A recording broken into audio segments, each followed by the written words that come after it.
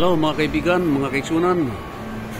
Dito ako ngayon sa Gateway 2, no, sa may Port Coria Tato o P-Floor, at nandito ako ngayon sa Sumoniko. Sumoniko po ay isang unlimited Japanese barbecue or parang counterpart ng Samgyeopsal, no, sa Korea, no. So unlimited Japanese barbecue po ang Sumoniko po, no. Pasal ka dito mga kaibigan, dito sa Gateway 2 po, no. So tingnan natin kung anong mga menu dyan sa loob, no. Ito yung ano niya, oh. So ang Sumoniko ay isang unlimited Japanese barbecue na matatagpuan dito sa Gateway 2 sa may Cubao, Quezon City, oh. 569 lang po mga kaibigan. So meron tayong unlimited mozzarella cheese. Tapos yung mga beef menu nila, meron silang US Premium Beef Teriyaki Sauce. Tapos US Wagyu Beef. Uy, sarap yan, Wagyu. US Marinated Beef. Tapos Black Pepper Pork Belly. Ito na may mga pork natin, no? Korubuta. Unmarinated Pork Belly. Pork Belly Thin Cut. Okay?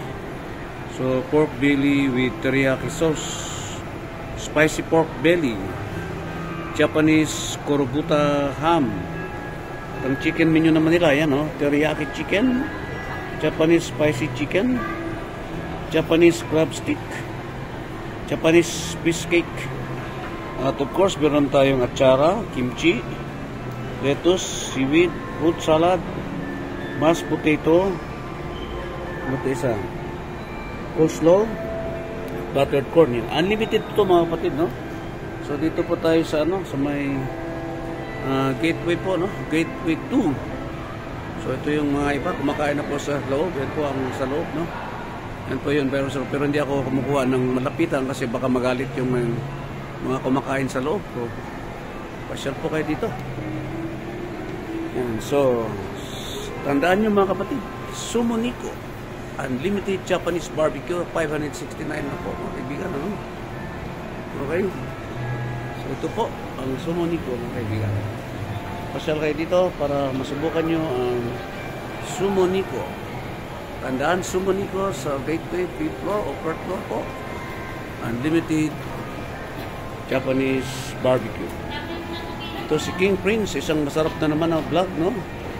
Dito sa Araneta City, sa Cubao, Quezon City, sa Gateway 2. Nagatid na naman isang masarap na vlog, ang ating unlimited Japanese barbecue Sumoniko.